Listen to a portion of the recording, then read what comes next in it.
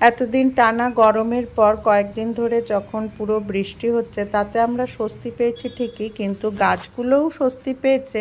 কিন্তু কালকে বৃষ্টির সাথে সাথে প্রচণ্ড বাতাসও হয়েছে, যার ফলে গাছগুলোর অবস্থা খুবই খারাপ হয়ে গেছে। তো গুড মর্নিং বন্ধুরা, welcome back to my channel আড্ডায় ত্রুপালি। আশা করি আপনারা সবাই খুব ভালো আছেন, সুস্থ আছেন, আর আমিও ভালো আছি এবং সুস্থ আছি।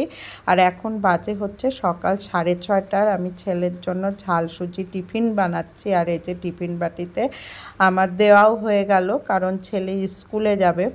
আর ওকে তো এমনি ভাত করেই দিয়েছি, ভাত খেয়ে যাবে আর এই ঝাল সুজিটা টিফিন নিয়ে যাবে। আর এই যে ছেলে যাওয়ার পর আমি এখন ঠাকুর ঘরে ঢুকে গিয়েছি। আর আজকে বৃহস্পতিবার, পুজো দিতে একটু বেশ সময়ই লাগবে। তো আমার সমস্ত গোছগাছ হয়ে গিয়েছে, এখন পুজোতে বসবো। আর এই যে আজকে বৃহস্পতিবার, তো ভাবলাম একটু আপনাদের সাথেও লক্ষ্মীনারায়ণের দর্শন করিয়ে দিই। আর এই যে দেখুন কেমন লাগছে, অবশ্যই কিন্তু জানাবেন। তো বন্ধুরা, আমার পুজো কমপ্লিট হয়ে গেল। পুজো কমপ্লিট করে হাজব্যান্ডকেও খেতে দিলাম, তারপরে হাজব্যান্ডও স্কুলে চলে গিয়েছে। তো এখন আমি ঘরে একা, এখন আমি রান্নাবান্না সারবো। আর এই যে আমি এখন ব্রেকফাস্ট নিয়ে বসেছি, ঝাল সুজি, চা, বিস্কুট। গুড আফটারনুন বন্ধুরা। আর আজকে হচ্ছে বৃহস্পতিবার, এই সবে মাত্র আমি পুজো দিয়ে উঠলাম, আর এখন বাজে হচ্ছে 12টা 5। তো অনেকটাই বেলা হয়ে গিয়েছে, এখন রান্নাবান্না সারবো। তো দেখা যাক কত দূর কী করতে পারি। আজকে শর্টকাটেই করতে হবে, কারণ বৃহস্পতিবার দিন এরকমই হয়ে যায় আর কি, নানাভাবে দেরি হয়ে যায়, তো তখন রান্নাটাই শর্টকাট করে ফেলি আর কি। তো ঠিক আছে বন্ধুরা, ব্লগটা তো শুরু করে দিলাম, আর দেখি কতদূর কি আপনাদের সাথে শেয়ার করতে পারি। আপনারা শুধু আমার সাথে থাকুন আর ব্লগটা এনজয় করুন।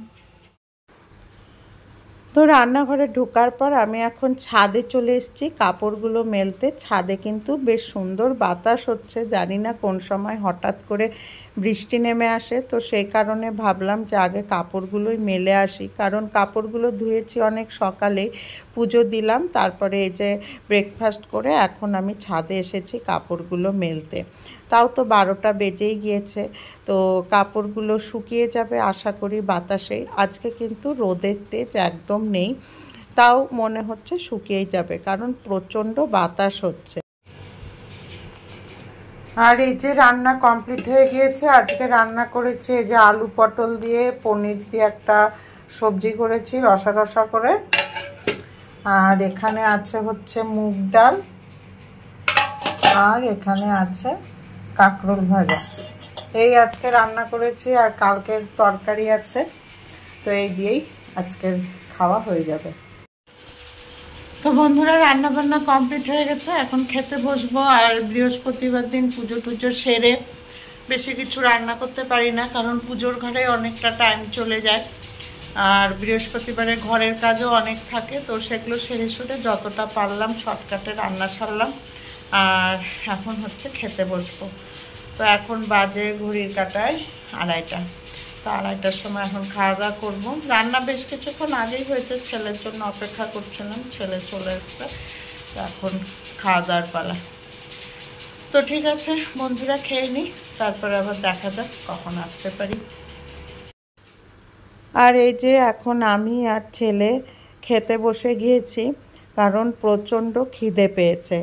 আর গুড ইভিনিং বন্ধুরা। আর দেখতেই পাচ্ছেন আকাশে একেবারে কালো মেঘ করে এসছে, তো যে কোনো সময় বৃষ্টি নামতে পারে, সেই কারণে ভাবলাম যে কাপড়গুলো তুলে নিয়ে যায়। এখনও কিন্তু খুব একটা বেলা হয়নি, মাত্র 5টা।